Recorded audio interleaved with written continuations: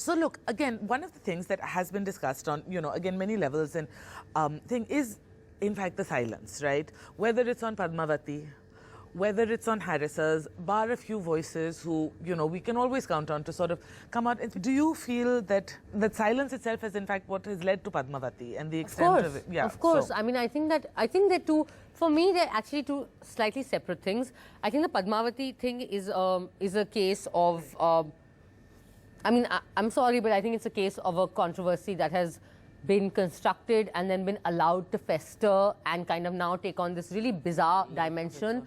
You know how it's sometimes when there's a fire and it goes out of control? Yep. And then you suddenly see that what all caught fire? Right. I think that we're in a situation where we're reaching a point where now there are so many, forget that film and forget what is in the film. I think the reaction that is coming out of our leaders, political parties, governments, state governments, even the courts, is saying such scary things about where we are headed as a polity and where we're headed as a country. My point is very simple. If the Supreme Court has said something and it has made a judgment, then why are state governments acting like on their own outside of that judgment? Do you not respect? I mean, are we at that point where we really don't care anymore about what the Supreme Court says? How is it that leaders of political parties that are in government are announcing bounties and threatening murder on news channels? Is that not, I mean, we're a country that in the last 3 years... It's criminal. We're a country that in the last 3 years has seen people go to jail over Facebook posts. Regular people, students like you and me. So a Facebook post is somehow more dangerous than actually threatening to behead someone on television. Just think about how, I mean, that's like, is this even real? Think about how unreal that is. And forget everything else. I want to ask this question. Even this justification that's being offered that, no, we honor Rajput pride, it's showing Rajputs in a good way. Well, what if it wasn't?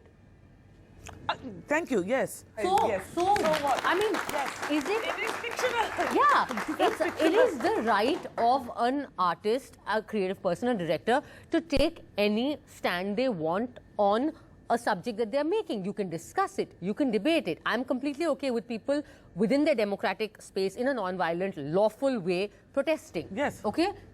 But don't make it out to seem, I don't understand why all these television anchors are like, no, it's very good. Rajputs are being shown in a great light. Is it my responsibility to show Rajputs in a good light? It's not. Rajput or anybody. It is not incumbent upon me to show a community in this or that light. I will go as per whatever my story as an artist. So I'm saying, what are we even debating on? I mean, we are reaching that point where we don't know what is right, we don't know what is wrong, we are debating on the wrong things. I mean, there's always this conversation about when communities are involved, like when there's a terrorism attack, we always want, or ISIS does something wrong. We're always like, the common Muslim has to condemn this, the common Muslim has to condemn this. I'm waiting for the common Rajput to condemn what the Rajput Karni Sena is doing. I'm really waiting for that. I want to hear some normal Rajput saying that this is not right. And I'm saying that this is not even about the film anymore. This is a whole other debate. Do you think more people need to be talking about it? I don't find it surprising, actually, that people who are within the industry talk less about it, because I think that our studios and our producers have far too much at stake before the release of a film. I think that, when you have so much money riding on a film and you have so many government agencies that you are kind of, in Hindi they say mohtaj to. You have to get clearances from the censor board, you have to get other permissions. Nobody wants a controversy. I mean, the fact is that I'm not directly linked to this film. I speak as an artist, I speak as a citizen, as a concerned citizen. And that's it. I'm not even claiming to have any greater, interest in this film. I'm an audience, I'm a citizen, I'm concerned. But I don't have anything at stake in terms of monetary or anything material at stake. I think that when you have material things at stake, you become vulnerable. Film industry is part of a larger society. Isn't that what we're doing in India in general? Why do we expect that the film industry will suddenly find the strength from somewhere which, as Indians, we have not displayed as a society? So why are we expecting that the film industry will suddenly come out in this heroic light? No, they are as much a part of this society. This is a society that is, we are being silent as people on so many horrifying things that have happened. I started a petition this few months ago on asking the government to make a law against mob lynching.